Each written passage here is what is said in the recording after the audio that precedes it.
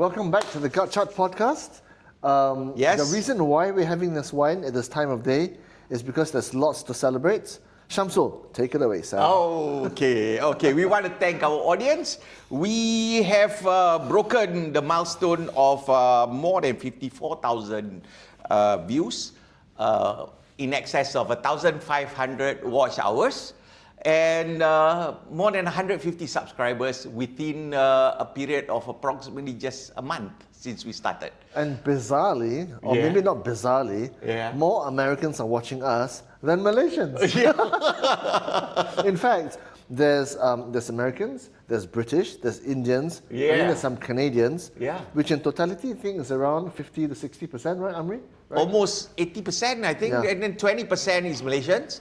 So I think we are reaching the audience that we want in terms of understanding the geopolitics and the economics of America and the global system from our Asian and business point of view, and also for Malaysians to actually understand it beyond the mainstream news, actually for everybody to analyze and unpack the news, beyond what the mainstream narrative is. Yeah, I think the idea is for us to present a view of the world from our part of the world, from the economic and business and media perspective, about how these big international policy makers are affecting us in this part of the world, right? And with that, shall I say cheers? Slancha.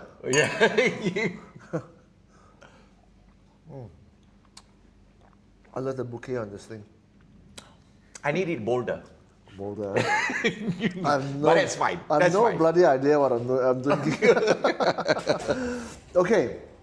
First out the gate is Russiagate. Okay? Right. So Fox News first reported the news that So we're talking Russiagate first. We're continuing on the Russiagate part 3, Shall we? Yes. Of course. It's big. Let's do. Okay. Yeah. So Fox News broke this news last night.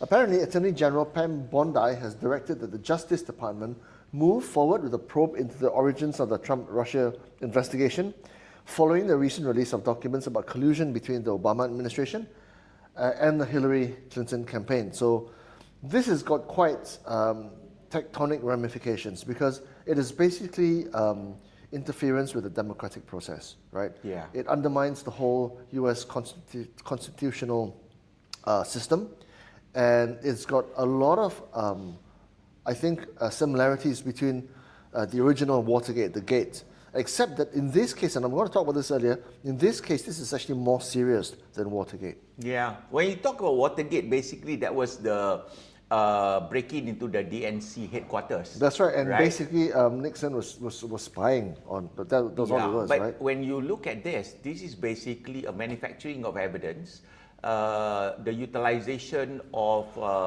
a federal agency, which is the intelligence agency, in order to fabricate evidence and swap the media with campaign information, not just for the incoming for the election process, but also for the incoming president and during his presidency. Now, by the way, it's Pam Bondi. I think Bondi is the beach in Australia. Well, mate, you say tomatoes, I say tomatoes. Okay. Right? Potato, I say potato. Okay. So I take pride that we broke this story as our headline almost 3 weeks ago, when none in the mainstream media was, especially in Asia, was covering it. I can't even find one. They continue to not cover it. Correct. Yeah. I think even in the Western mainstream media, they actually relegate it to almost the end. I saw Meet the Press. Yeah. They devoted like 90% of the coverage and to Epstein, and then about 10% or less, then they talk about this as, and then as usual, the phrase used by the mainstream media is without evidence. Right? Yeah. So I think the collusion in the mainstream media is so apparent that to me by now it's almost laughable. But what we are going to see from now on, I think I was actually advocating for a special counsel. But I sort of understand why the grand jury is convened, because then you make it really a legal situation. And the grand jury is allowed to actually call anybody, anywhere, anytime, and it's going to be quite extensive, and it's going to be, I don't know how whether they're going to make it a public grand jury or one thing or another, but I think you are looking at the crosshairs. If I look at the crosshairs, the number one guy that they're looking at is probably Brennan, which is Brennan. Well, there was James Clapper, there was Brennan, and then there's also James Comey. So Comey these are is guys, the FBI, ex-FBI director under Obama. So Department of National Intelligence, right? That is Clapper. CIA. That is and that FBI. is Brennan. So right? if true, these three kind of like legs of justice, obviously. And it ties back to the Hillary campaign. Yes. Because they used the dossier, the notorious Steele dossier, which was contracted out by the Hillary's campaign to smear the Trump presidential campaign with the story about him being compromised by Putin. So here's the school of thought. Here's what it all means, right? When this thing blew up. Oh, this is not bad. Anyway. It's okay, right? You gotta let the bugger breathe first. Yeah. Sure, go on. So it's been 10 years, right? 2016. Yeah. This thing blew up, right? Now the thing is. Statute of limitations. That's not the thing. So because of the hostility, towards Russia from this whole thing, with this whole connection with Russia and their, collusion or their perversion of justice, the whole democratic process, the US and the Europeans have had hostile relations or very, very negative perceptions towards Russia in the wake of 2016. Yeah. There's now this school of thought that because of this hostility, it has basically incited or escalated the proxy war from NATO towards Russia, which then essentially triggered the Ukraine war. Now, essentially, you might say that the line of causation is tenuous, or you might say that yes, you can actually draw a connection between 2016 and the invasion of Ukraine by the Russians. In other words, was Obama to blame for the war in the Ukraine? That's, I think, the connection here. I think if you are now you're do you know what I mean, right? I know what you mean. I think now you've opened it's a Pandora's box. a different angle into the whole thing, which is slightly more into the geopolitics of the Ukrainian war. Yeah. We've always wondered, but I want to go back to the grand jury, yeah? Okay. Because I think the grand jury is a big thing. And let me finish on the grand jury thing. I believe the grand jury will run for maybe at least a year, right? In which case the mainstream media has no choice but to cover. And when you have big names such as, probably you're going to have Hillary Clinton being called in, and I don't know whether Obama is going to invoke presidential immunity. But definitely you're going to have Brennan in the crosshair, Comey in the crosshair, and to some extent Clapper. Yeah. I'm not sure how true this is, but I've seen a video interview and I think it was on CBS, where Clapper practically said that they would not have done the report, the ICA report, had it not been under the instruction of President Obama. So that's throwing good old Obama under the bus.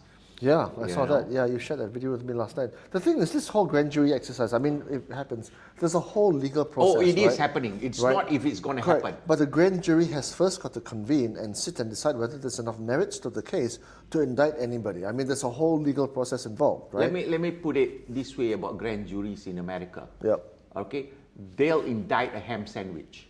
Yeah, it's a very litigious society. Well, it's not just it's just it's just the way the grand jury is set up, and the preponderance of evidence. Yeah. Oh, you put a ham sandwich, the ham sandwich is going to get they'll indicted. sue the ham sandwich. Right? Yeah, exactly. So I'm wondering, because in legal parlance, there's such a thing as vicarious liability, right? And because the media were, shall we say, You're going over my head already. Okay, go on. complicit, essentially, right? Because they chose to ignore the thing. Right. And ironically, the New York Times and the Washington Post, which won a Pulitzer Prize in 2018 for the coverage of the Correct. of a Russiagate, well, fucking hell, man. Why didn't they write the truth? Are they now vicariously liable if the Obama administration is now being, obviously, Well, let's put it this way. possibly Let's culpable? see. I'll tell you what. This is the beauty of how in our face the collusion is. New York Times just published an op-ed Yeah. by Clapper and Comey, I think. Or is it Clapper and Brennan? Excuse me for not having our producer available to correct me. Yeah. They just produced an op-ed by these people in New York Times to actually rebut the charges, which is like, hello, you're supposed to be a fair judge of events, but no. So I think, I think we'll see, and I think I'm looking forward to all the evidence being unfurled, and let's go to that. But I'm going back now to the question that you have with respect to the Ukraine war. Yeah. Right? Tell me that's not at least part of the chain of conversation, Well, Sam. don't right? forget, during the debate between Trump and Biden, I think, between Trump and Biden specifically stated that none of his family members were benefiting from Russia or China. That was absolutely a lie. Okay? We know now which was part of the Hunter Biden laptop story that came out again. I think it was Washington Post or New York Times which published 51 intelligence specialists with clearance, right? That says the story about the Hunter Biden laptop was nothing more but a Russian hoax. That we now know is absolutely untrue. We know that the Hunter Biden laptop story is true. We know that Hunter Biden actually was engaged by a Ukrainian energy company to actually lobby on behalf of them in Washington, whilst his father was the vice president. So they were making money, ham and fist over, You got your mind on ham this morning, Sam. Exactly. Since we got wine, why not ham, right? So they were making money, ham and fist over Ukraine and China. And as you rightly put, they got a Pulitzer Prize on the Russia collusion by implicating Trump. I mean, where is your sense of shame? Give back the Pulitzer. Well, I mean, there's various shades of the trust of the truth, isn't it? It's not just once. The Washington Post won the Pulitzer Prize in 1973 for its coverage of Watergate, right? And then later on, they made that into a book, All the President's Men. Remember? And then later Dustin made it Hoffman into a and movie, Robert Redford. made it into a movie. And Dustin Hoffman, yes. Starring, obviously portraying the two reporters, Carl Bernstein. Who was the director of that movie? Was it Bob Woodward? Huh? No, sorry. The two reporters that were portrayed. No, I know. Yeah. I'm just being a movie nerd now, and I'm just thinking to myself, was it Friedkin? Who was the director of All the President's Men? Well, it wasn't Quentin Tarantino. No, he wasn't. Go on. So that's the thing, right? So it's the whole machinery, right? It's not just the administration. They've got the machinery that includes the media, and then the media obviously includes the whole Hollywood edifice. Because it's if people watch a movie which is loosely based on events in real life, then people start to begin it's the truth, right? And that's how you play with people's minds, right? Do you know what I mean, right? I know. And I think purposely that's why AI is so important to governments, because they can influence thinking because of AI. Well, not just Do you know AI, what I mean, right? as we know today, the social media and the logarithm, the algorithm within the social media put you in silos and let you down the rabbit hole of the silos that they start off with. I mean, if you go to Wikipedia itself, Wikipedia is a very left-leaning publication. Yeah. Actually, Yeah. very left-leaning. Have you ever given any money to Wikipedia? No shit, I don't. I'm not gonna waste my money on that kind of crap. They're always exhorting people for money. Yeah. Yeah. So I think I've always wondered, and I wanted to ask my friend Syed, which we had as a guest. Yeah. Syed is quite not just an observer of the Middle East, but he's also very, very in tune with what's happening with Russia and Ukraine.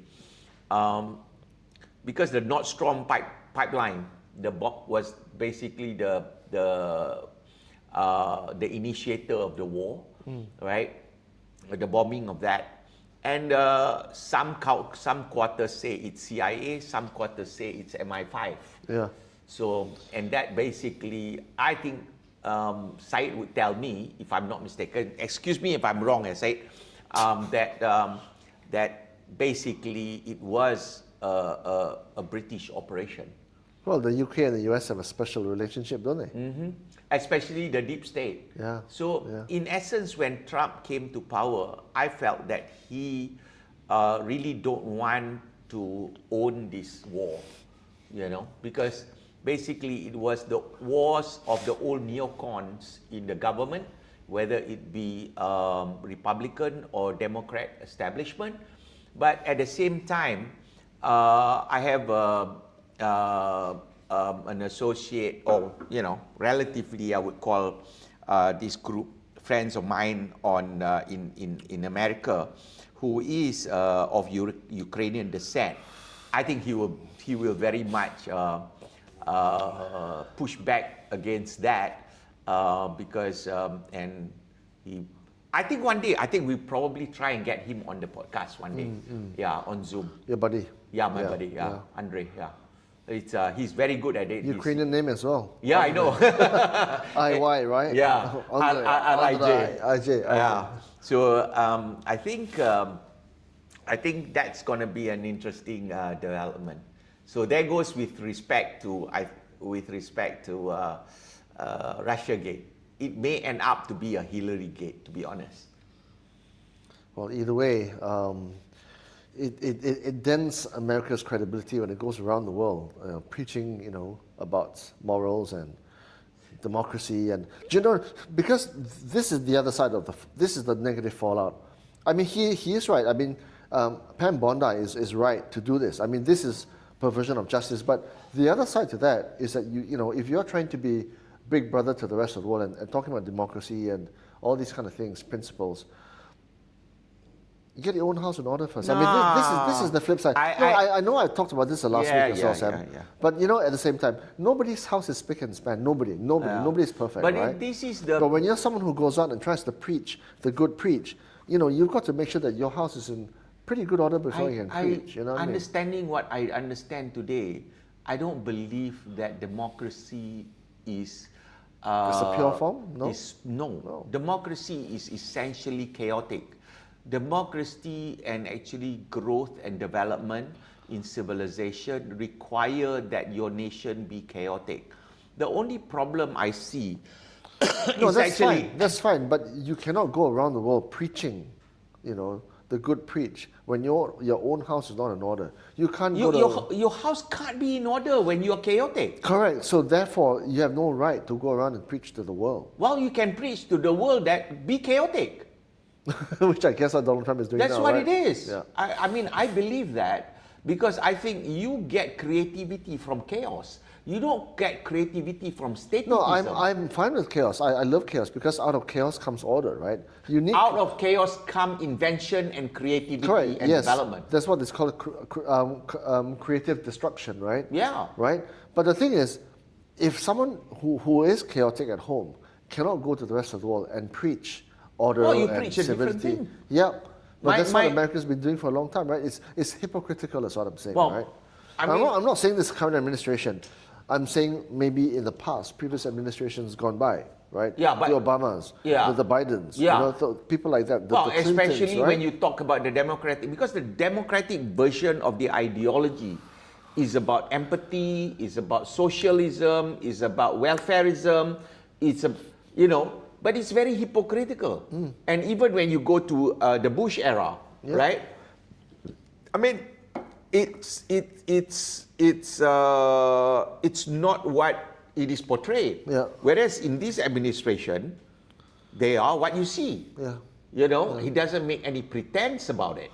I find that very refreshing, And I look at it and I say I compare it to the China paradigm, which is you get every nice, beautiful bouquet out of the CCP, right? But is that the truth? Are the people being shot for corruption really corrupt? Or are that selective prosecution because they are in the wrong camp? Because that is one of the way that you purge your enemies within the power structure.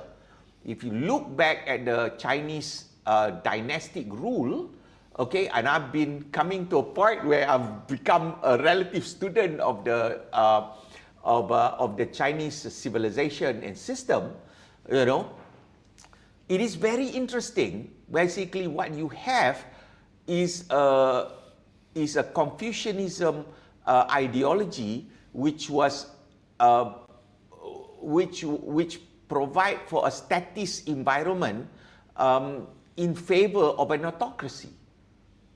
Think about it, gentlemen. Think about it. And also the ladies lah. Right? And ladies? Okay. Shall we move then when we talk about ladies, right? I would like to talk about the firing of the Bureau of Labor Statistics Commissioner, Erica something.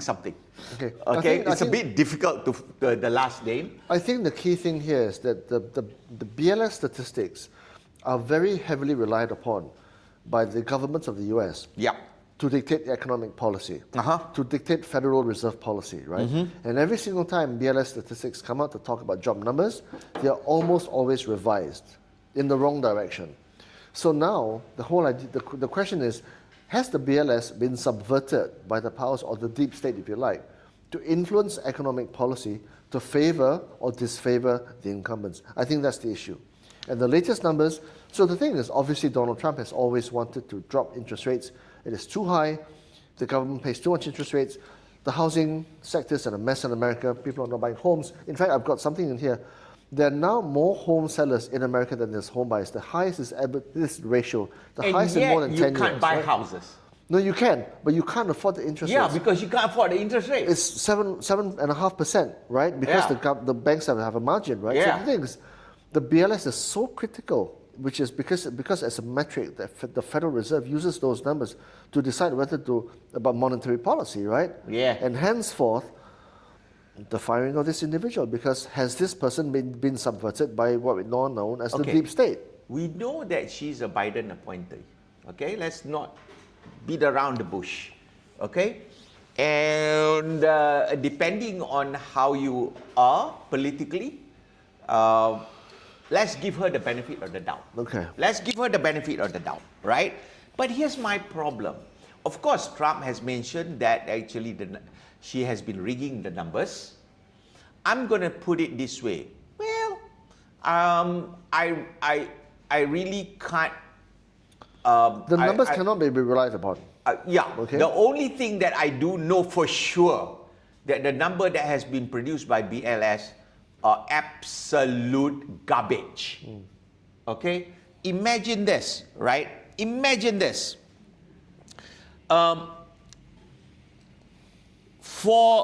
Don't talk about the July number of this year, which is 73, which was quoted at 73,000, which is 27,000 below expectation.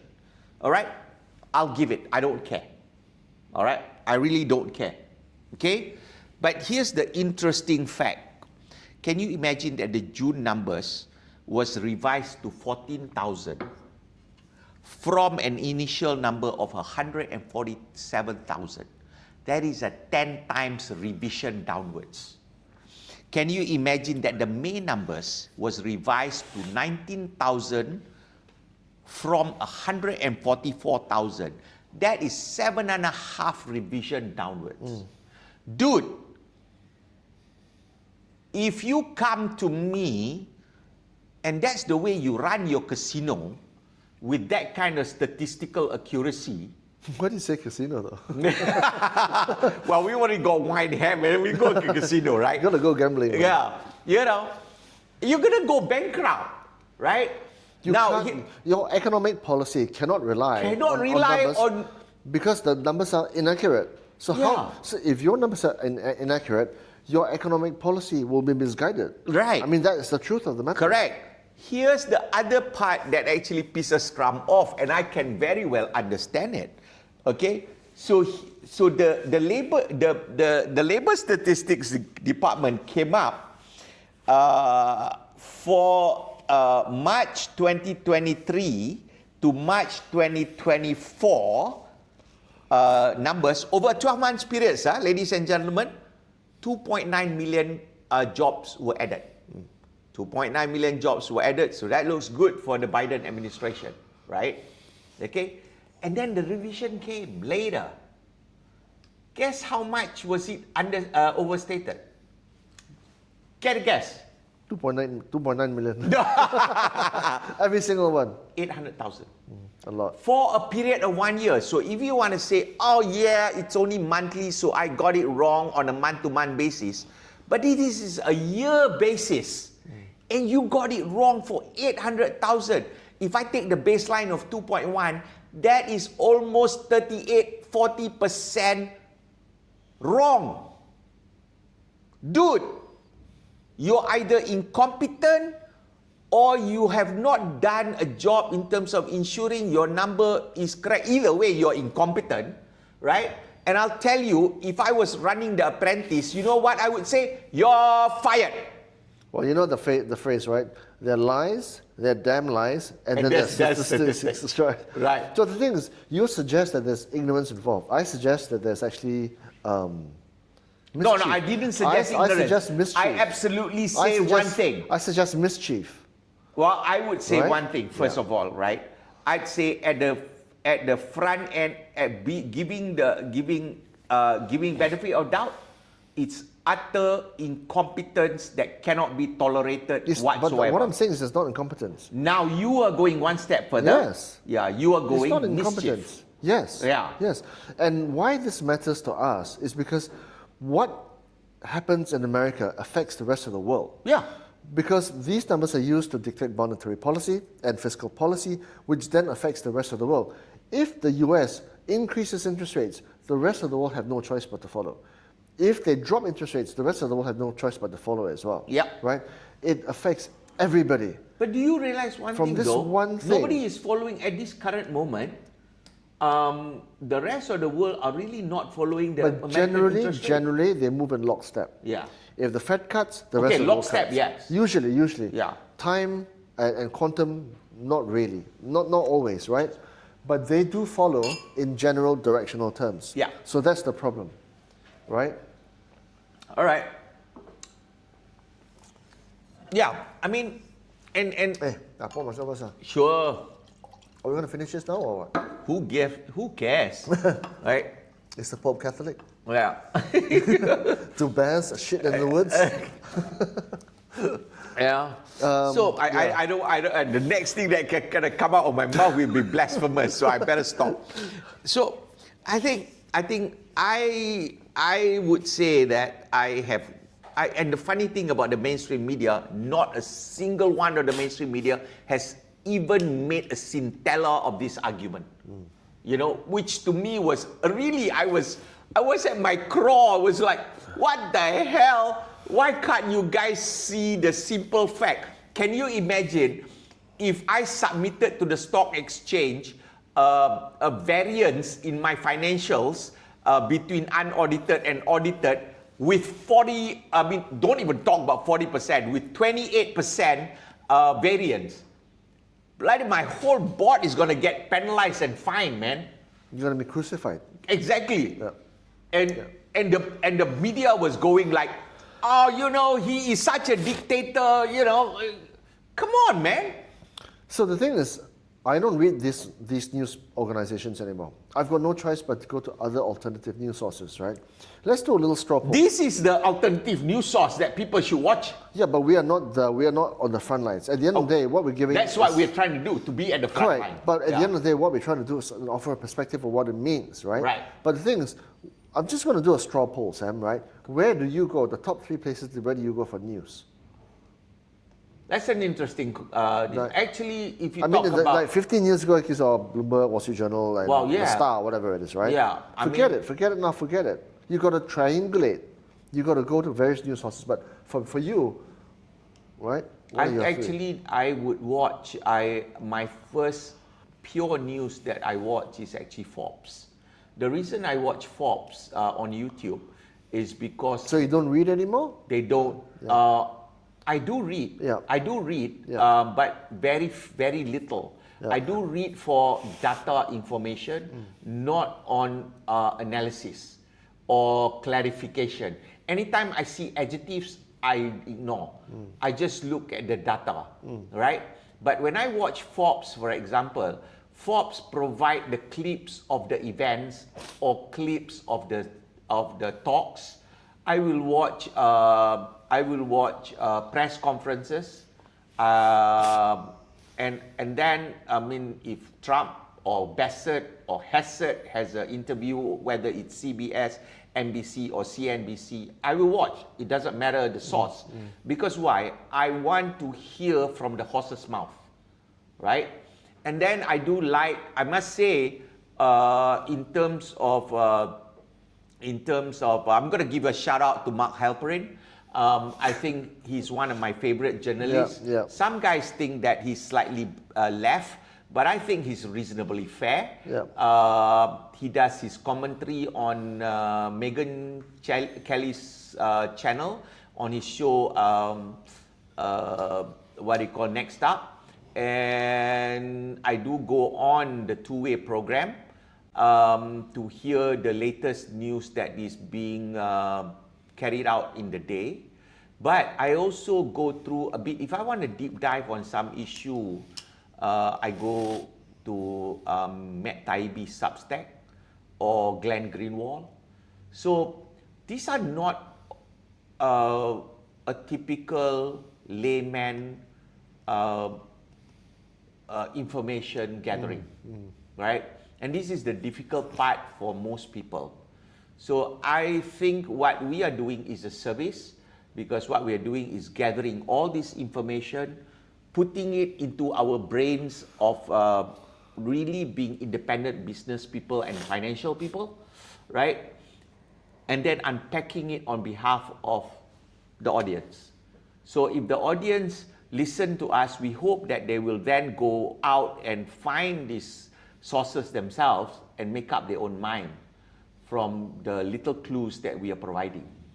Yeah, I to be honest, I can't be as presumptuous as to say that I'm going to be the source of news, or whatever I say is gospel. I mean, that's from a personal standpoint. But what I can say is that what we do is we offer a perspective. Yeah. A uniquely Asian, Southeast Asian, Malaysian perspective from your work in energy and from work in the media.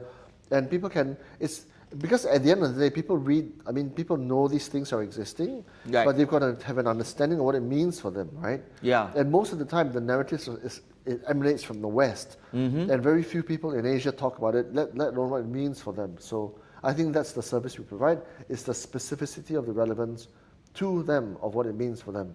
I think that's where it comes. So, well, the other thing is, I think, even for our American and global audience, our perspective as you're a financial journalist, I always call myself a blue-collar businessman. I'm not from Wall Street. I'm not coming from the financial investment sector. I build company from the ground up and maintain it, and also do turnarounds of companies, right? And I do global business. So I have a certain perspective of dealing with trade, dealing with day-to-day business, and the vagaries of competition, right? So I don't, whilst I have a theoretical understanding of economics, I will actually unpack things according to my experience. And here's the interesting part I want to segue. That gives us a segue into this situation of the tariffs, right? I find it very interesting that Malaysia got the tariff reduced from 25% to 19%. Okay? What people don't realize, which actually I sort of like go, holy cow, these guys are smart. Do you know who else got between 19 to 20% tariffs? Indonesia? Yeah, Indonesia, Thailand, Vietnam, Philippines. And you know what was in the headline for the Philippines? They no longer have an advantage over their competitor because they've gotten the same tariffs as all these other countries. All right? So what do we compete to export to the US in this? And Pakistan, right? Guess what? Guess. Quite a lot. Textile. Yeah, clothing, right? Textiles, furniture. Low value electronics. Low value white goods, furniture. Yep. Right? Palm oil, probably. Palm oil for us in Indonesia. Correct, palm oil. Some level of resources, for sure, right? Bits and pieces in the semicon industry. Yeah. Right? Those kind of stuff, which can then be made in Vietnam or Singapore or Indonesia or Malaysia, right? You know so what? he's pitting his competitors against each other. Correcto. Yeah, and getting best price. Yes. Yeah. So what people don't realize is this is a classic tender competition. It's an RFP, basically. I've just given everybody a level playing field. Yeah. Right? Now you guys compete on price to export. So now, if I am an importer, I've got a choice, man. I don't have to buy from Vietnam. I don't have to buy from Malaysia. I don't have to buy from Philippines. Right? You guys tell me what's the best price you're gonna give. And none of these companies, yeah, because why? The countries by itself can't even coordinate with each other. You know, they can't collude, right? The companies are even worse situation. They will have to be cutthroat competitive. In which case, the American importers are gonna have a field day on you. And that is why, ladies and gentlemen, especially you guys in the American media, there ain't gonna be that much inflation, if at all. And why are you surprised that the inflation numbers went down to 2.1%? In spite of the tariffs already going sky high prior to all these tariff negotiations. You know, Shamsul, because of you now, I'm listening to Donald Trump a lot more, And just before I came here, right, I was watching Donald Trump's interview, right, with CNBC, and he was his usual animated, spontaneous self. Right. Amongst other things, he called Biden a numbskull more than once. He called Kamala, I can't even repeat it on podcast, a few things. But one of the things he said was that he repeated some inflation numbers, and basically petrol pump or gas prices at the pump have never been lower. In fact, the lower oil prices go, the less of an economic reason there is for Vladimir Putin to keep fighting. Because Russian oil, or rather the money that Russia makes from its oil, is funding the war in the Ukraine. Yep. Right now, oil prices are at $65 a barrel and dropping. The lower oil prices go, the less money Putin has to fund a war in the Ukraine, which is a good thing. Which is a good thing, obviously, right? It goes both ways. But it's also inflation, as you say. Inflation is not as high. It pulls down the inflation. Because it's a bidding war, essentially, right? Yeah. Yeah. So what you are having is actually, I mean, that was the first thing that I knew he was going to do when he came into power, which is deregulate exploration and production for fossil fuels, right? That mean, and then basically pull out all the subsidies. Can you imagine the hundreds of billions of subsidies for the so-called renewables? It's massive. So basically, you are subsidizing government money into a sector that actually would have been unprofitable. Don't get me started on EVs, mate. I fucking despise the bloody things, okay? No, seriously. there's no bigger thing in this world in terms of pulling wool over people's eyes than this whole bloody EV industry. Yeah. It is ridiculous. Yeah. Maybe we should talk about it in a few minutes. Yeah, right? but we can. Because, I mean, obviously, but I think a lot of people don't realize that this whole EV thing is just smoke and mirrors. It's not just smoke and mirror. I challenge anybody out there who wants to have a debate with me on carbon capture. I seriously challenge you guys on carbon capture. All these carbon captures, hundreds of billion dollars that are pumped into this carbon capture project. It is absolutely a scam. Yep, absolutely. Okay? It is absolutely a scam. It is using taxpayer resources and money and actually going into an unproductive industry. Can you imagine a country like Malaysia that does not even produce 1% of global contribution to carbon emission, and we are spending hundreds of millions of dollars in carbon capture?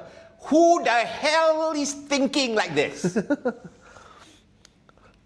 I wish there was a parliamentary committee doing an investigation on this. On the subject of tariffs, Right. now, our good friend, Mr. Orange Trump, he wants to return some of the money that the US has made from tariff income to the people of America. Now, I found that interesting. I think that's I think that's Propaganda? marketing. Well, he talks about it. He talks about it because I think he's using the fact that they made so much money from tariffs that there's enough to go around to benefit America. Whether or not it gets done, I don't know, because there's mechanics to it, right? But you think about it, right? Japan alone, $500 billion. The EU, nearly $600 billion, right? So the way it works. You know what the way it works, right? I think is the Japanese and the Europeans will commit a fund of money to the Americans to do as they see fit. They want to invest in a new gigafactory or new power plants. They've got autonomy over the decision to allocate the capital. How that comes to the people of America, I don't know, because it's got to be used for economic productivity, right? I think there's estimates that in 2025 alone, tariff income will be around about $300 billion US dollars, which is quite a lot.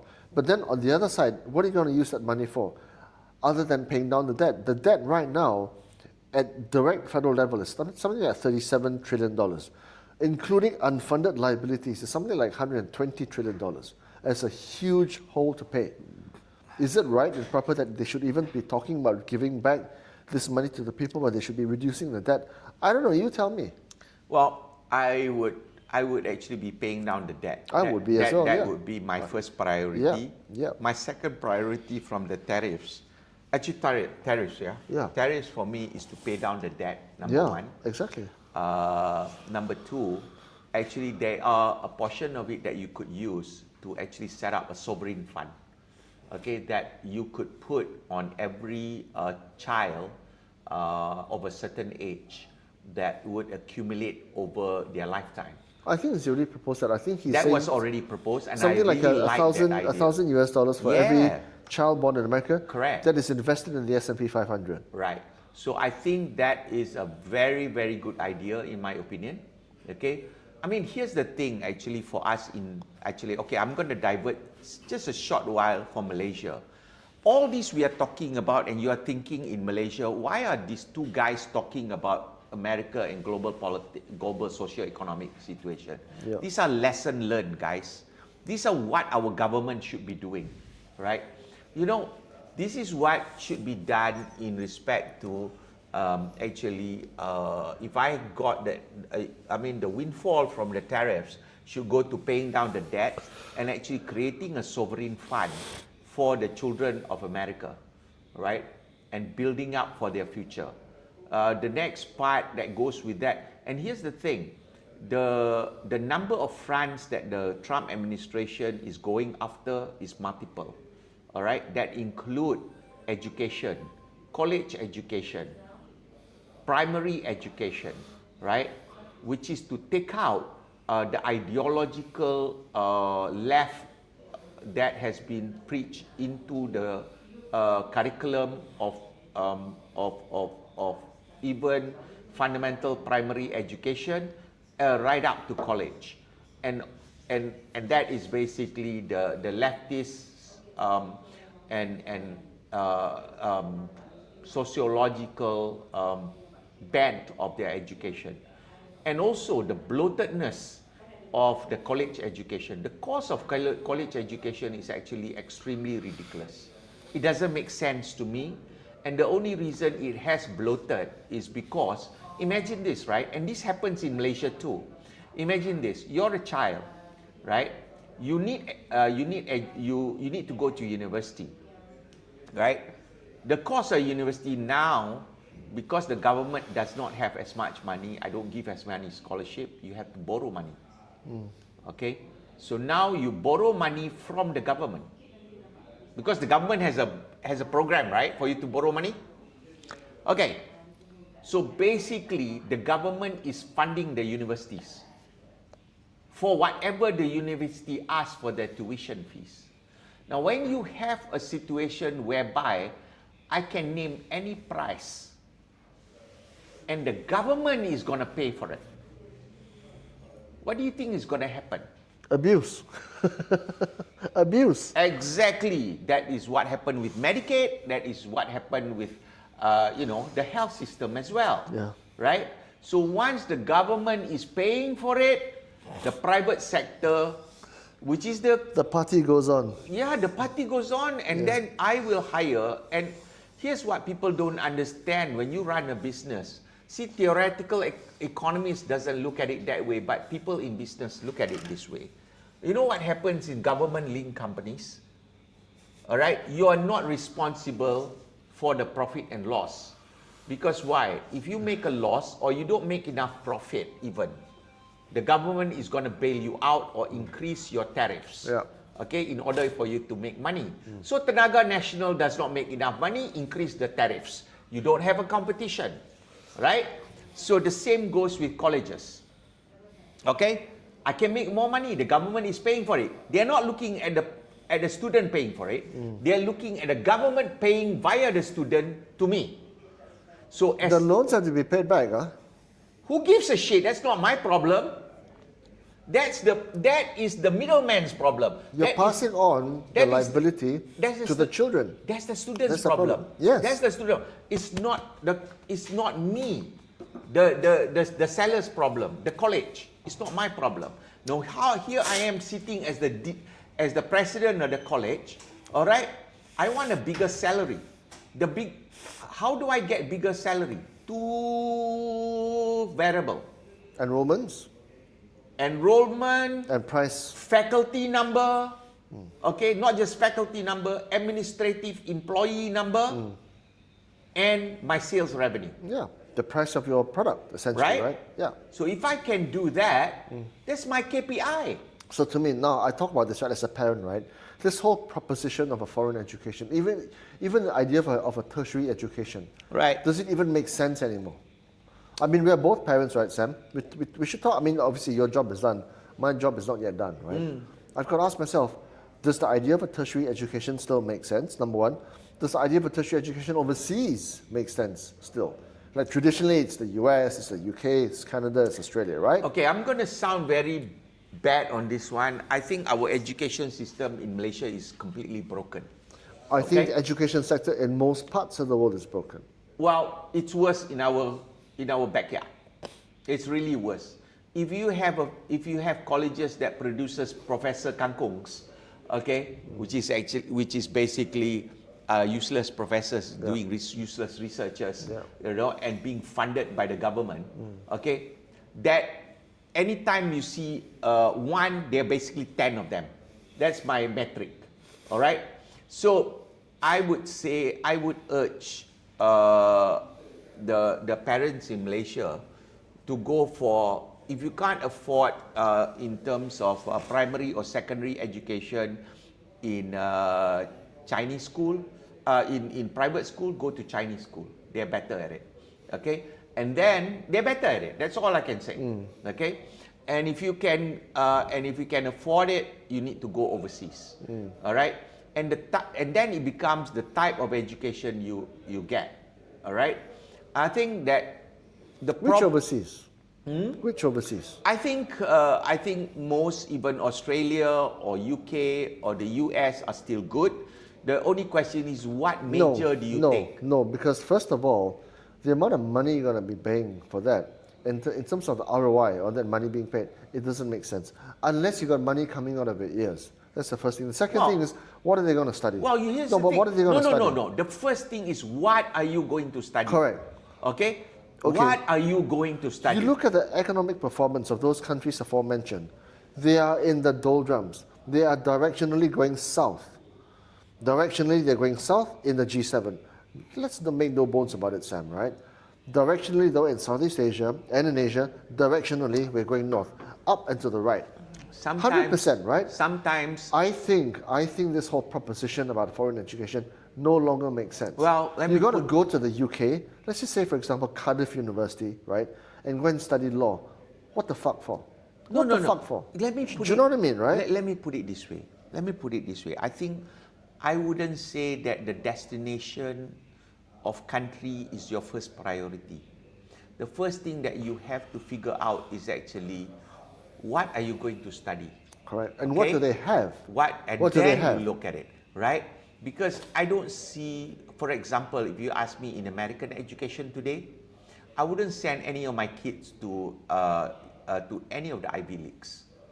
Because why? They're private universities that are going to that's going to choke your money, all right?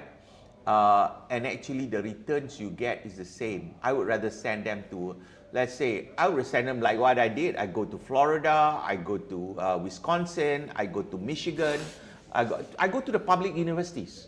Why? Because the quality of education is the same, if not better, especially...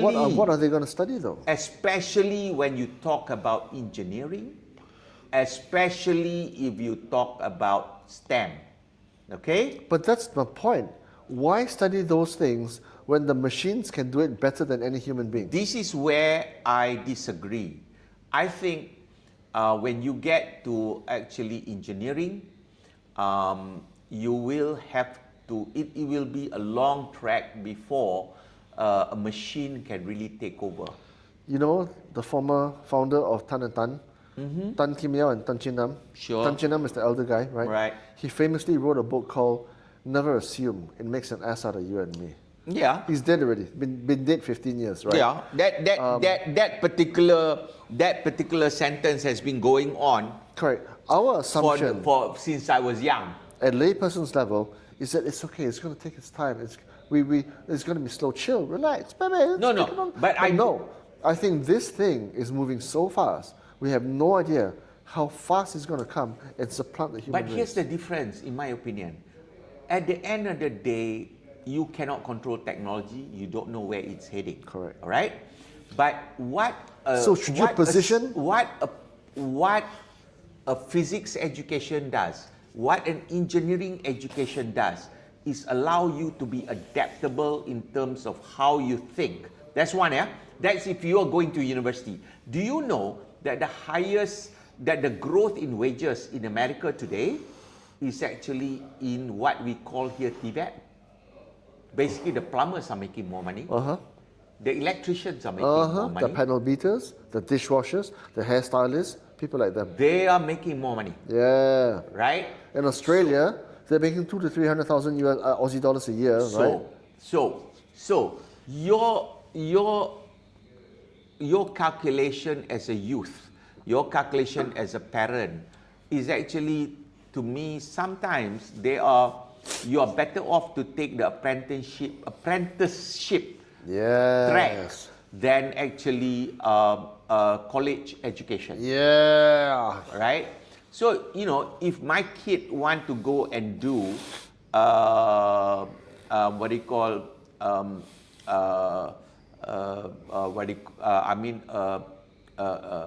a degree in history or a degree in sociology, I say, don't waste my money. Don't waste my money, right? Mass comm, healthcare, tourism. Oh, mass comm is dead. Oh my God. Mass comm is dead. Marketing. Oh, if you want to do marketing, I'll tell you what you guys do. Go and learn Finish Instagram. high school, become a salesman. No. You want to do marketing, you want to do marketing, go and be an Instagrammer. Go and learn TikTok. That's marketing. Learn LinkedIn. That's marketing. So I think, but you do know, if you talk about it, I mean, I graduated as a chemical engineer, right? My first job, I was doing practically basic chemistry field work, you know, mixing chemicals for palm oil mills. Can you make me a bomb, Sam? Please don't say that. I want to blow up my neighbor. I can make you a shampoo. I want to blow up my neighbor.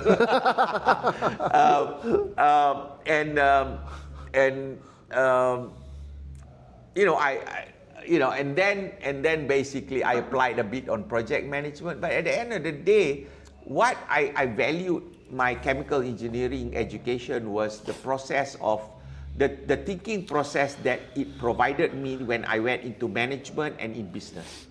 The lucky thing with me was that my first job, actually, whilst I was doing fieldwork, I was doing sales as well.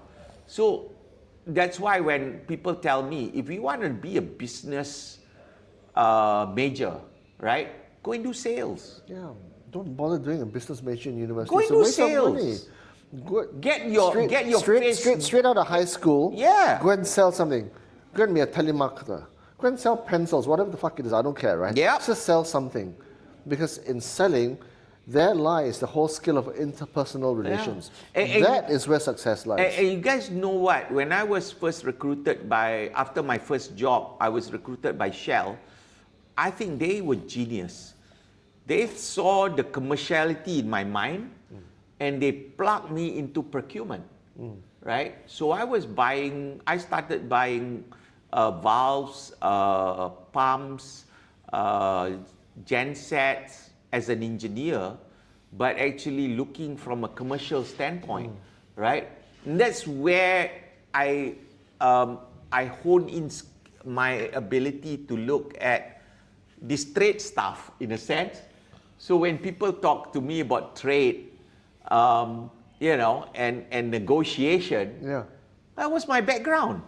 And it's transferred when I started doing business. Yeah. So I think this is where I find that when we watch TV and they want to talk about economics, they will always call an economics professor, they will always call a Wall Street guy.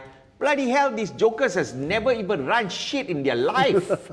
You know? What's the movie? Was it Matt Damon or something? Was it Tom Cruise? Can't remember. Yeah, Cocktail. Remember Cocktail? Tom Cruise.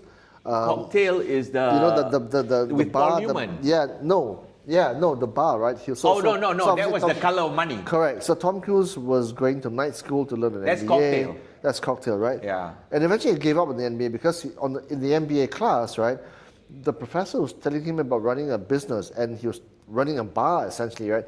And Tom Cruise said to him, "Look, mate, you've never left university. You graduated and you went straight into academia. What the fuck do you know about marketing? What do you know about entrepreneurialism, right?" Yeah. But he's doing it in real life. So Yeah. he left his MBA program. Same principle, right? Yeah. Academia are just academics. Real life people, real life businesses, real life people doing real things. That's where you should tap knowledge. Well, I wanted, you know what I mean, right? I wanted to do an So MBA. To be honest, I wanted to Don't do waste time. MBA Don't waste when time. when after my first degree, and I started work, and I realized something. This is better than an MBA. Yo, when I was 28 years old, I started a .com with my two friends from Penang, right? Right. In 3 years, in 2.5 years, we went from startup in a kitchen in Bangsa to a penthouse office in Jalan Raja Chulan, Jalan P. Ramlee actually, having raised millions in venture capital funding, and then selling the whole thing, liquidating in 2.5 years. That, my friends, was an MBA. No, I'm going to give an advice to young people, right? That actually my first boss, my first supervisor in my first job ever told me, and I couldn't understand that part. This is my first job, and when I was doing sales, he said to me this. He said, "Your name will be your name will be of value. Trust me. Your name, he said Yes, to you. he said that to me, right? I couldn't figure out what he meant. I only realized what he meant was when I first started my business, which is probably around 12 years after the fact in my first business. And I realized that my reputation as being somebody who had integrity, who made sure that payment was on time, who will work his ass off to ensure that things are done well, that actually the first credit line I ever got was from Sony Corporation of Japan. Okay? And it was purely on the basis of a project that I did when they were a subcontractor, and they realized that I was a reliable person. And I started my business with Sony providing me almost unlimited credit line for a 31-year-old young boy who does not know shit. Okay? And it dawned on me what my boss meant, that my name will be of value. So, you know, that is a wisdom that I remember until today. Yeah. So, shall we move to the next subject? Which will be? Which will be, I think we talk about the tariffs, right? We talk about the tariffs. Let's look at I mean, talking about it all, right? The mainstream media and how much of the cover-up that has happened. Not just with the economic results, right? Not just with Russiagate, but also with even this BLS. It's just not a cover-up. It's almost like running. If you remove the L from BLS, what do you get? Yeah. It is actually, Yeah, isn't it? right. Right? Yeah. So if you take that whole point of why this has happened, and also going back to what we were talking about college and journalism, right? So, I mean, why is this happening and where is it going? Because if you look at journalism school, if you ask me today, forget about journalism school. It's a useless place to go to. No point. Right? No point. So you might as well be like us, which is being citizen journalists. Yeah. Right? And go out and make your and get the news and do your own analysis and put it out there. Right? Because the platforms, the systems are now in place that allow anybody to actually make a name for themselves. Yeah. Right? You don't need the New York Times. In fact, if you look at all this mainstream media, they are all losing money. Right? So, I mean, the viewership, when I was in college in 1986 in Gainesville, Florida, I was so enamored by the journalism that I saw on TV. Really enamored by it. Which one was that? I mean, it doesn't matter. Anything. Anything. Yeah. I was looking at the quality of the journalism, you know, and the quality of the reporting, the quality of the analysis. I mean, it was skewed a bit left, but then when you're young, you tend to be slightly left anyway, right? Because you have not earned money, so it's easier to give away other people's money, you know, and feel good about yourself that, hey, you know, I'm being a good person, right? Until you earn money and you realize the money is coming from your own pocket, right? So, you look at it, right?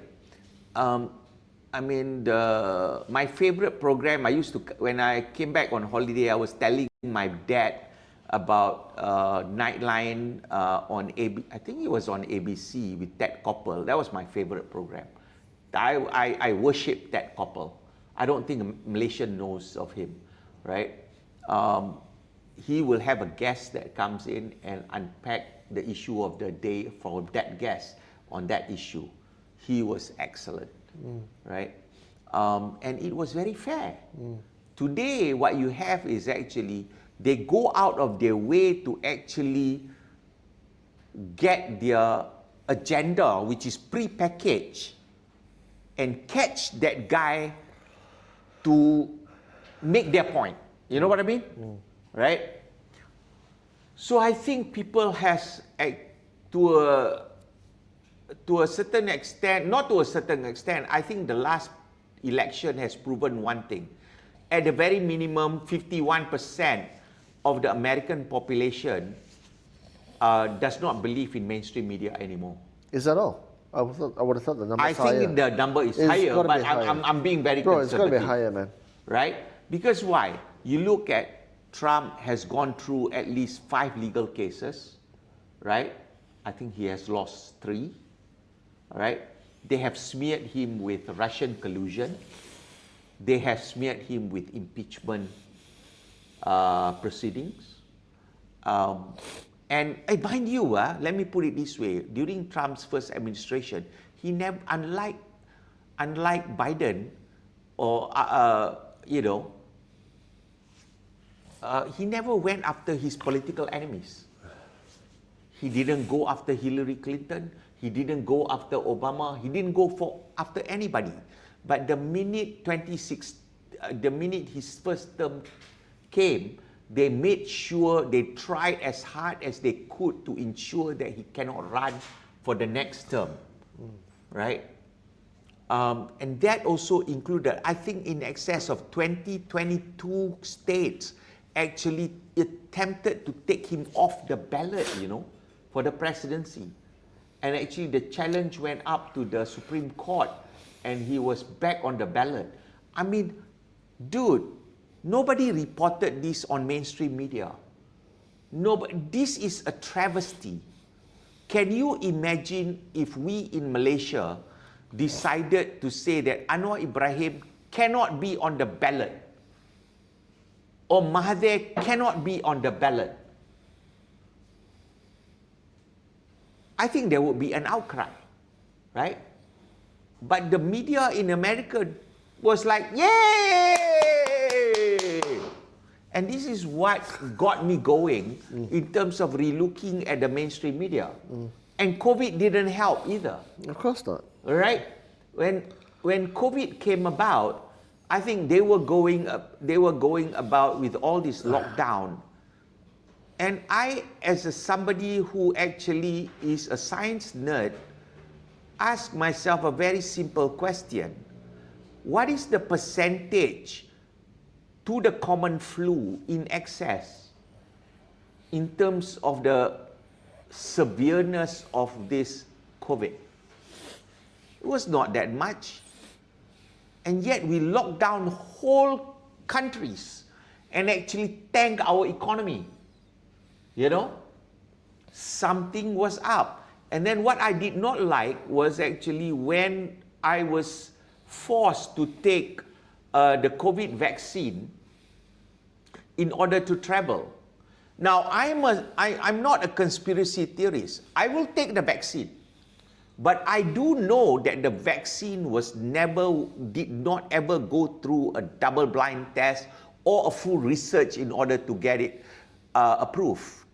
On top of that, actually, on the day I went for the vaccination, I was asked to sign off a waiver form that indemnifies the vaccine company. That was the real travesty for me. It was absolutely a travesty. Yeah. Right? Yeah.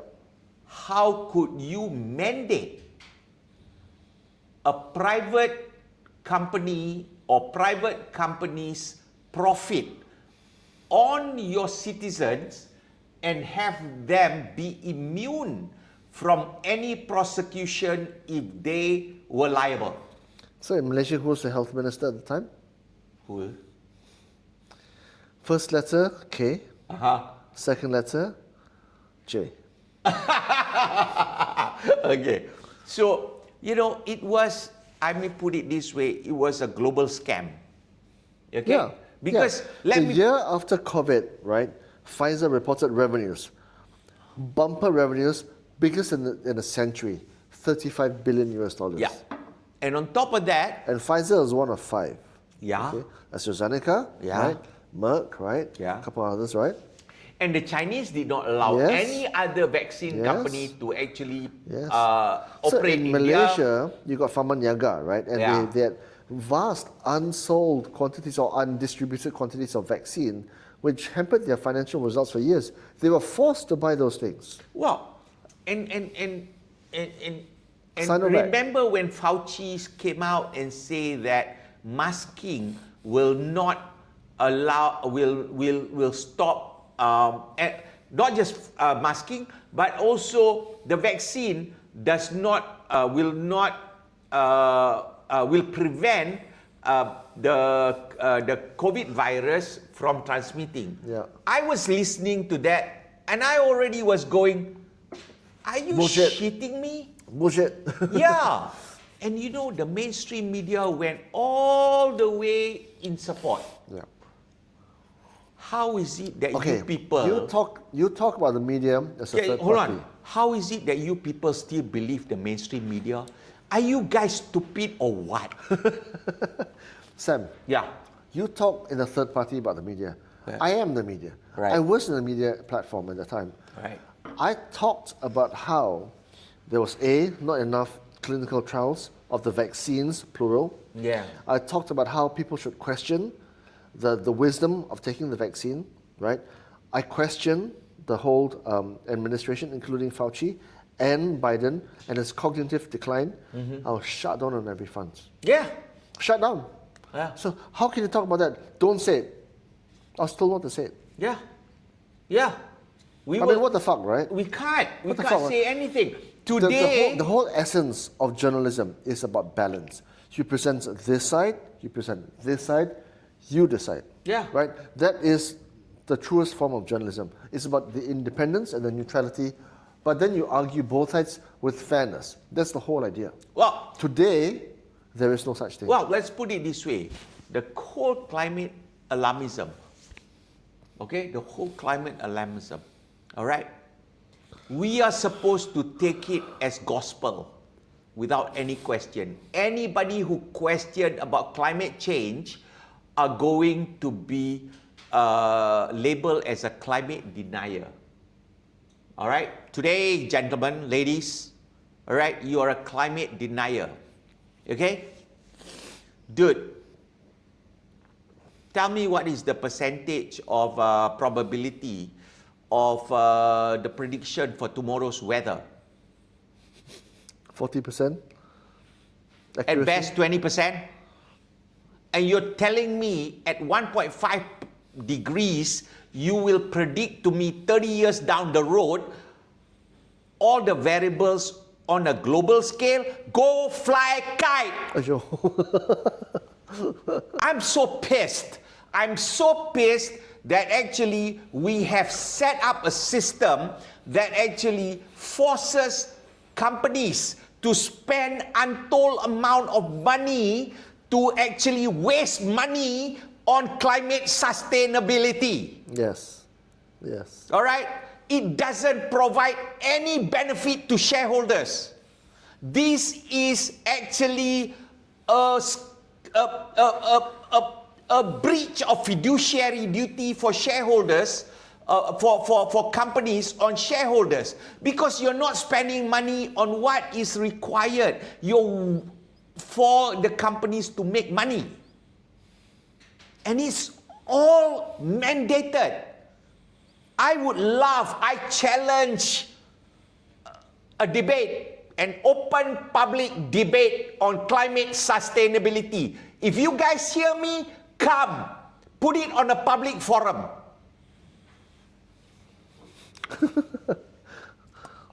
Shamsul, I think you should start having some wine, okay? No. I am really mad about this. It's not true. the wine. No, but it's true. Look. I'm really mad about this because as a businessman, Correct. my job is to ensure that my shareholders make money. Shareholder value. I get it. But what this needs is an even-mannered approach to the whole thing. Because at the end of the day, what we need is not more numbers. It just needs more common sense. The problem with people is that there's not enough common sense. No, it's just not. It's an ideology. What has happened is the ideology we need has become a religion. Correct. What we need for people to have is common sense. Yeah. To see something there and then to understand this doesn't make sense. Why are they telling me this? Whether it's a vaccine, whether it's ESG, whether it's the climate, whether it's whatever nonsense, right? That Trump is a this, or that. You have to ask yourself why. The thing is, people don't ask themselves why enough. Yeah. That's the problem. You see, with religion, it's very simple. If you say something against the orthodoxy of that religion, you are now a heretic. Okay? The same goes with ideology. So ideology on things like climate, on things like COVID, on things like even economics has become a religion. All right? Where you are cancelled, actually, you know what that means? You become murtad. All right? You are the heretic. All right? But in science and economics, you should be able to speak out and allow for your voice to be heard and different opinions to be heard and let the public judge for itself. But that has become something that is not allowed anymore. All right? So it's become frowned upon. We are creating a society of lemmings. That's what we're doing. We are not only creating a society of lemming, we are actually creating an authoritarian society. And George Orwell wrote about this 50 years ago. It was called 1984. 84. That's right. Right? So it's about, 40 years late. We're getting there. We're getting there. Yeah. Yeah. So, I mean, the problem is, the thing is, you need to have debate. So this is why, Shamsul Saad, in 1 month, we've got, how many? 55,000 views. Yeah. 150 subscribers. 65% global audience. Yeah. Because people are starved of real perspective. Correct. That's the problem, right? Yeah. We're providing real perspective for people. Some level of perspective. I mean, you read the Star, you read the Wall Street Journal, you think to you yourself, don't have to agree with us. Correct. We don't want you to agree with us. Correct. Yeah, because you need to question everything, right? Yeah. You look at the Wall Street Journal, and then you say that whatever it is, right? You should go and whatever, right? Right. You think to yourself, why? Does this make sense? Does this make common sense? And if it doesn't make sense to you, ask yourself why. That's the problem. Not enough people do that. Yeah. We take as gospel No, what we read. the funny thing I find is, especially when I see really intelligent people just regurgitate what is on the mainstream media. You know? What makes them intelligent though? Well, I mean, intelligence does not make you wise. That's the difference, right? Intelligence does... What is the definition of intelligence? You can have a high IQ, you know, and still be dumb as shit. Correct, brother. Yeah. You know, I don't consider myself... I look at intelligence on 5 different levels, right? Obviously, academic intelligence, right? The ability to consume vast amounts of information and to put them onto some paper, right? In 3 hours, right?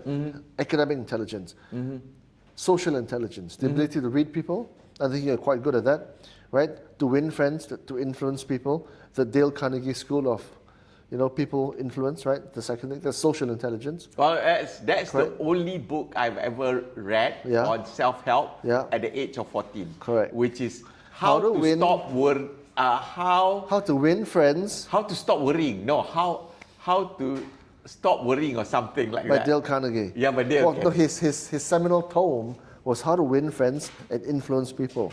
The Dale Carnegie School of Thought, right? Social intelligence. Third intelligence is emotional intelligence. To read the emotions of the room and to empathize along with it. Well, That's you know what? important, Let me put it this way. Politicians are very good at that. 100%. Right? Unfortunately, 100%. Unfortunately, they have no substance. No, unfortunately, they got no morals. Yeah. Not substance as well. I mean, if you look at... Okay, so I'm going to address so this let me part. finish. Let me finish on phone. Number 4, okay? What I call street intelligence, right? Street intelligence is like your typical stray dog. You throw the stray dog into the street, the motherfucker survives. Why? He knows where to find the food. He knows where to find the scraps. He knows how to win the hearts and minds of the people that see him as a cute puppy. Street intelligence, they're what we call survivors, the scrappers, right? The barrel boys of London, right? The fifth level of intelligence, to me, the probably the most important, along with social intelligence, financial intelligence. Brother, I've seen so many smart people who got PhDs fucking broke. Fucking broke. Why? No money intelligence. But I've seen Chinamen with no university education, dropped out of school at Form 2. Fucking smart as all fuck. Why? Money intelligence. Simple, right? You make $10, you keep $2. You spend $2, you keep $8. Or you reinvest $8. Financial intelligence. We don't have enough of that. Well, you know something. When we live in, I call. We've done a good job, eh? Yeah, not bad. I call it.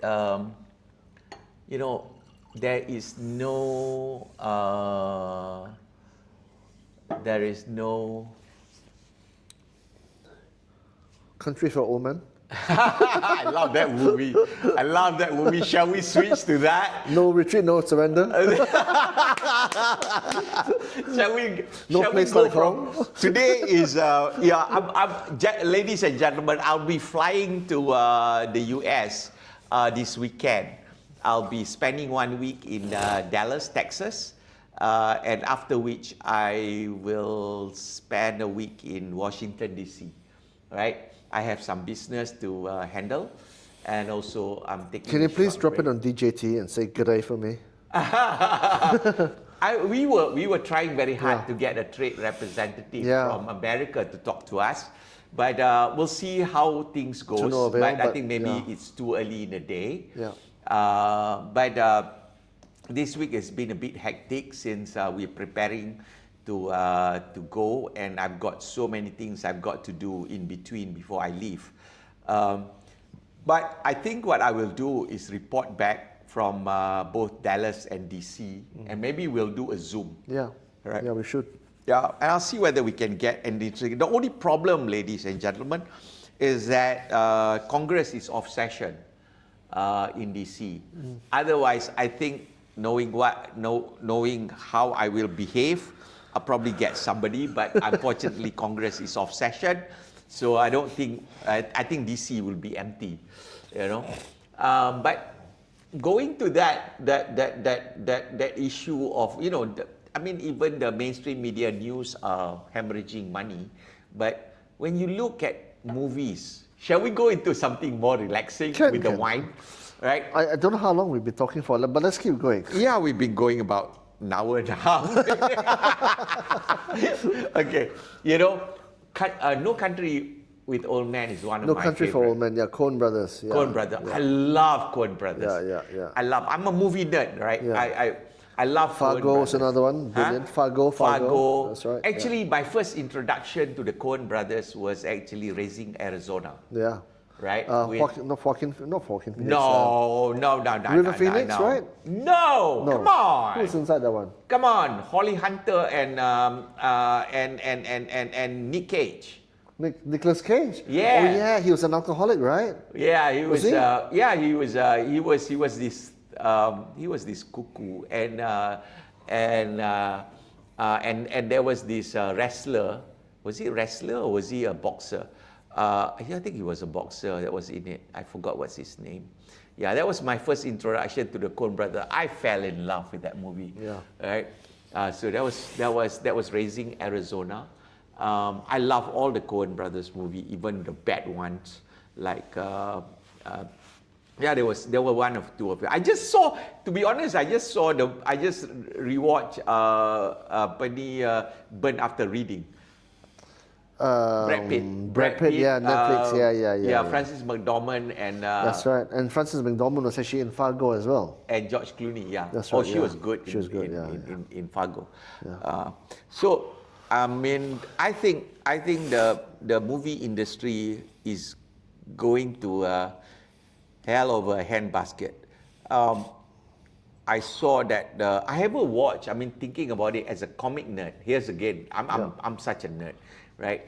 To think that I wouldn't be watching Superman coming out and Fantastic Four coming out is just something I never thought would have happened. Yeah. But I couldn't care less. Yeah. The last movie I saw was F1. Oh God, I haven't watched that. Oh, that's a great movie on IMAX. Just watch the real race, man. Why would you bother with the? No, the movie is good. Is it? Yeah. Brad Pitt, yeah. Javier Bardem. Yeah, Javier Bardem was actually in No Country for Old Men. That's right. Yeah, he's a dude, man. And he was. If you ask me, my review of that movie is actually, it was a guy story. It was a story of friendship between Which one? F1. F1 Yeah, between the Brad Pitt character and Javier Bardem character. Yeah. I think that was the one that touched me the most. The spectacle with respect to the F1 races was done very well. And it's from Joseph Kosinski, the same guy who did Top Gun Maverick. Yeah. By the way, I watched Top Gun Maverick 7 times on IMAX, including once in Singapore and once in Melbourne. I think I've seen Rocky 3 600 times. I've seen the first Top Gun like 600 times as well. I love the Top Gun franchise. I love it, right? Iceman, love it. No, they don't make, this is the problem. They don't make movies like that anymore. Too much CGI lah. Not just too much CGI. And too formulaic as well. Let me tell you what has happened. Okay, guys? This is economics. Okay? Let me tell you what has happened. Two things combined that has actually brought down the movie industry in America. One is the corporatization of the studios. At one time in the 70s, 80s, and before that, basically they were entrepreneur-run studios, and even the corporate owners actually were the CEO of the studios, or they would hire somebody who was very much involved in the studio system. Okay, they were part of the movies was an art. Today, what has happened is actually the movie industry has become so big that it has become a corporate entity. Now, what happens in a corporate entity, I would call it equivalent to what is in Malaysia we call a government-linked entity, a GLC, where actually you can afford to make losses for years before you get kicked out. Before that, actually, if you had 2 to 3 years of bad year, they'll sack you as a CEO. Okay? But now, there are two combinations. One, you get a coffee maker like Kathleen Kennedy running the Star Wars studio, which was bought from Disney from George Lucas, right? Now, Kathleen Kennedy was basically had nothing to do with any of the success of the movies she was associated with. They were very much a Steven Spielberg and Lucasfilm and George Lucas. So she was riding the coattails of all these people. So then she got up to her position. Can you imagine if it was a man running the studio and had 3 blockbuster flops? You imagine how much they paid to George Lucas for Star Wars, and none of them except for the first Star Wars made money. Really? Star Wars was a flop? Yeah. The second and third ones? Really? The sequels were all of, I mean, the only one that made money was The Force Awakens. I think was it Pixar or was it something like that? No. Pixar is another story. So correct. So Pixar was John Lasseter. Correct. The CEO. So I'm talking about failures, right? I think Pixar has had something. I think their run is like 14 movies in a row with more than 100 billion or something like in takings. Let me explain. Right. Let me explain, because it happened in Pixar as well. Yeah. So there were two dynamics involved. One dynamics is actually is actually the corporatization of the movie studios, Yeah. right? And the streaming services becoming movie studios, which is a corporation, right? So they were now producing content. They were no longer producing an art form, okay? And the people in charge were no longer people who were, in fact, really involved, like it or hate it. So you go with your number one movie. Okay. This is going to sound presumptuous. It's going to Right. sound like nerdy, right? Right. But because I read the book by Kazuo Ishiguro, Okay. it's called The Remains of the Day. It's about a Oh my, so pretentious. Yeah, yeah. Okay, go on. It's about a butler in Okay. in the old times. Is that right? the Anthony Hopkins movie? That's right. Right. That's right. And he was suppressed. He so obviously his demeanor. So it was a beautifully written book. Beautiful. Kazuo Ishiguro is a Japanese guy that writes like a quintessential British person from the 19th century. I didn't know that It's that an was it's written an by a adaptation. Japanese guy. Yeah. So then it was adapted for movies, right? Yeah. And Anthony Hopkins played the butler. Who played the lady? Who played Oh the... yeah, what's her name? I can't remember. Yeah, her. So she's the so she's a consummate British actress as well, right? Right. And he was amazing in that movie. Amazing. Yeah. So he hides his true emotions. He's always putting on a face, a brave front, but he's as human as the rest of us, riddled with uncertainty, riddled with doubt, riddled with fear and hopes and dreams. But he cannot show it off because he's got to have that impassive face, the impassive face of the butler. Emma Thompson. Emma Thompson, that's right. Emma Yeah. Thompson, yeah. So Yeah. I love the movie. I loved it because it's so atmospheric. Okay. But it's unfortunately it had no guns, no shooting, no people dying, no explosions, no hot women in short skirts, but it had a real atmosphere to it. So that's my number one. Okay. Beat that, bro. I'll go I with think your number friend is two. here. I think your friend is The problem is Yeah. with number two is this. My number two is I can go, I can go, if I go by line, I'll probably go Apocalypse Now, Goodfellas, that kind of thing. But because you've limited me to number To three, three right? movies, yeah. So I gotta go with a different genre. Okay. So I'm gonna go with a science fiction. So I'll go with Blade Runner. Uh-huh. Interesting. Yeah. That was Fui's favorite movie as well. Yeah. Who? Yeah. Fui. Fui, She said ah. it. She said it. She was her favorite movie as well. Right. So Why? Yeah. I think Blade Runner for me, that was a Ridley Scott movie.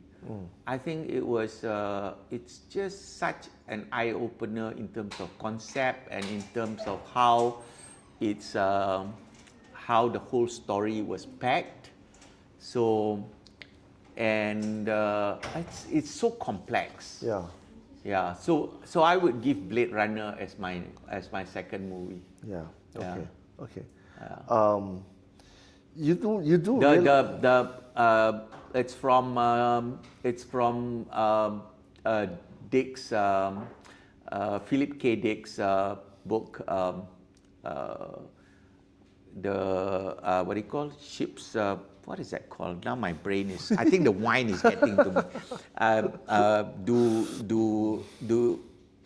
Do electric ships dream or something like that? Or something. Yeah, it's quite interesting. I'm going to stop giving you wine for a podcast next time. All right. I'm going to move to whiskey. All right. Go on. Okay, my number two movie, it may sound a bit anomalous because it doesn't usually come to mind, but I was watching Kevin Costner on YouTube a few days ago, and he talked about how he was leaving Yellowstone, the series, and somehow or another conversation shifted to his past movies, and I remember how much this movie touched me because it reminds me of a lot of myself, and you have said this about me as well, that I'm a loner, right? Dances with Wolves. Dances with Wolves, yeah. Dances with Wolves. It was a beautiful movie. He was a renegade from the Civil War. He didn't see the point of fighting, taking the sides. He left. He absconded from the army. He set up his own outpost in the west. I think it was Omaha, right? And he made friends with initially a wolf, two socks, right? And then he made friends with the Sioux tribe, and then he became one of them. He became completely localized, right? But initially, in the first few months, he was alone, and he was completely happy being alone. And I think a lot of people don't realize that it's difficult to be alone. There's incredible solace and incredible beauty to being alone by yourself. And I know a lot of people can't do that, but I love being alone. And when I watched that movie for the first time, Dances with Wolves, it really resonated with me. Those months in the... I love that movie too. It was, right? Yeah. And the soundtrack, the script was amazing. And and this is when Kevin Costner was in his pomp. This is when he was doing... I think Costner The Bodyguard. is He was doing a very underrated Very actor. much so. And his genre was Western, right? Not just that, he also loved sports movie. Exactly, bro. Yeah. And he did Yellowstone. Yellowstone was amazing, right? Yeah. But this Dances with Wolves, when he was young, he was still big, he was good looking, and this is when he was in his pomp. And it was a beautiful movie for me. Wow, you got me going there. Yeah, right? Because the movie's got to move, it's got to touch you, Correct. right? And in the right places, not in the wrong places. We have not even mentioned a single movie in the 2020s.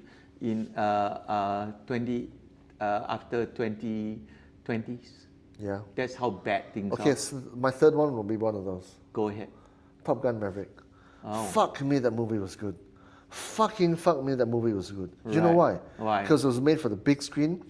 He refused, Tom Cruise refused to have it play on Netflix because he said he always makes movies for the big screen. Yeah. And my goodness, was it worth the wait.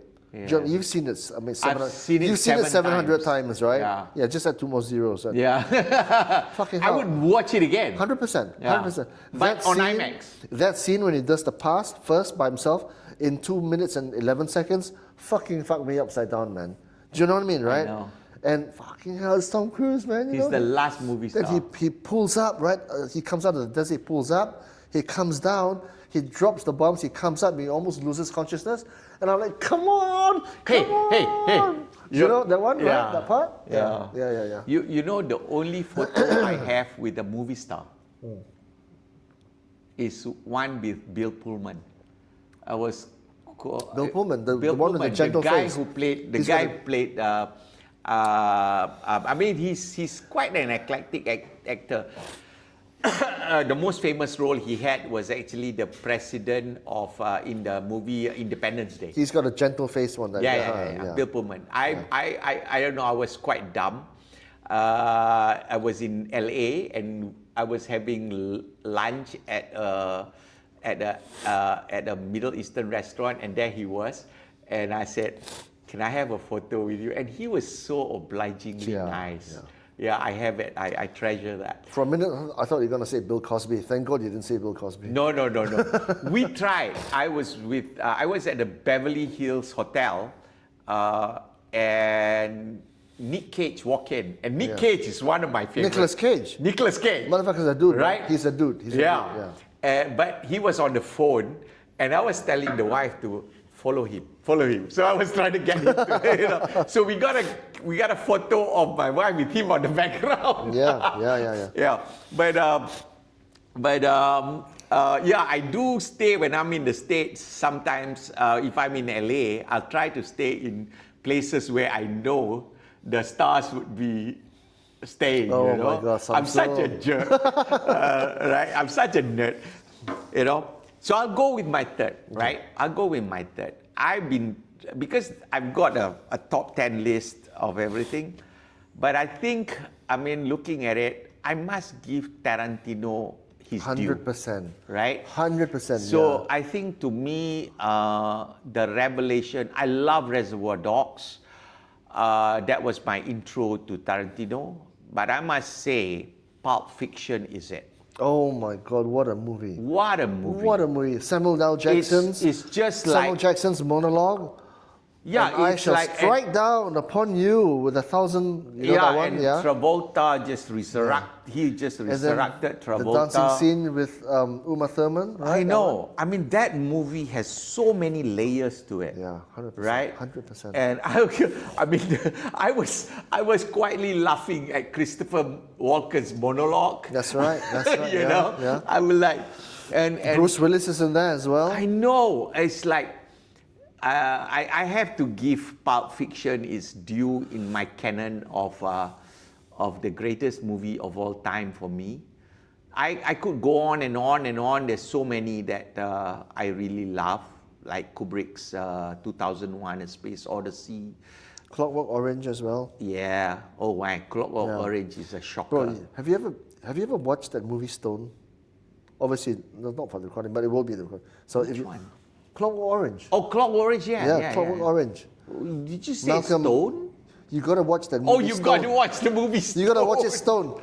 Because fuck me, if you watch it Stone, right? I tell you it takes what, on 16 new dimensions. I remember, I think I watched that movie at my college. At my college cinema. Yeah. You know the first movie I ever watched at my college cinema at University of Florida was Tom Cruise. Which one? With Rebecca De Mornay. Risky Business. Risky Business. Seminal movie. Yeah. Seminal movie. Can you Seminal imagine movie. Oh my God. You are 18 Phil years Collins old in and the you air get tonight. to watch Phil Collins in the air tonight. He's in the train. He's ruminating. Yeah. Holy shit. He actually married her, you know. That was his first No, wife. he did not. Did he not? No, he did not. Did he not? No, he did not. Okay. No, he did not. Holy shit. I love that movie, man. Yeah, I loved Risky it. Business. I loved was, it. Okay. You know, I saw that. I saw Risky Business. Apocalypse Now was my recommendation when I was in Form 5. The AV, I was not in the AV club in my high school. What do you mean AV club? Right, we have an AV club, right, in Sultan Abdul Halim.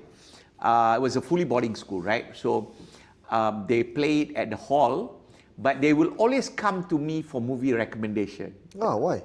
The Malaysian kid. The kids, yeah. The Malaysian kid will be asked for movie recommendations. Yeah, they will ask me. Yeah. Okay? And I looked at it and I said, we're going to play Apocalypse Now. I was looking at the list of it because we get the movie. If there's movies to watch when you're stoned, Apocalypse Now would be it. Do you know what I mean, right? Because it's so like, it's unbelievable. What is your favorite scene on Apocalypse Now? That part where they come into it's like a river. It's like, I can't remember, but they're coming in and it's dead quiet and there's mist and fog in the trees.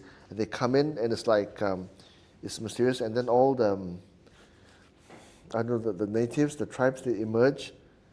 I don't know, it's like really druggy, man. It's really, really druggy. My favorite scene starts with the flight of the Valkyrie.